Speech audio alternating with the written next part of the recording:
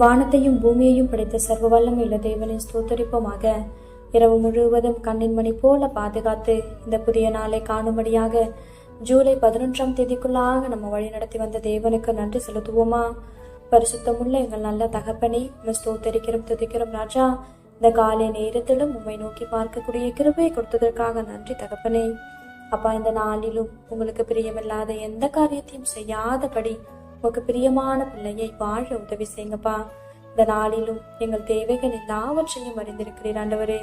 அதன்படி எங்கள் தேவைகளை சந்தித்து நாங்கள் சொர்ந்து போகாதபடி உடைய வார்த்தை கொண்டு எங்களை குணப்படுத்துவீராக ஆண்டவரே. இந்த நாளிலும் நாங்கள் யாரையும் குறை சொல்லாம, யாரையும் குற்றப்படுத்தாமல் வாழ எங்களுக்கு கற்றுத்தாங்க இயேசப்பா. ஒருவரையும் குற்றவாளிகள் என்று தீர்க்காதிருங்கள், அப்பொழுது நீங்களும் குற்றவாளிகள் என்று தீர்க்கப்படாதிருப்பீர்கள்னு சொல்லியிருக்கீங்களா ஆண்டவரே.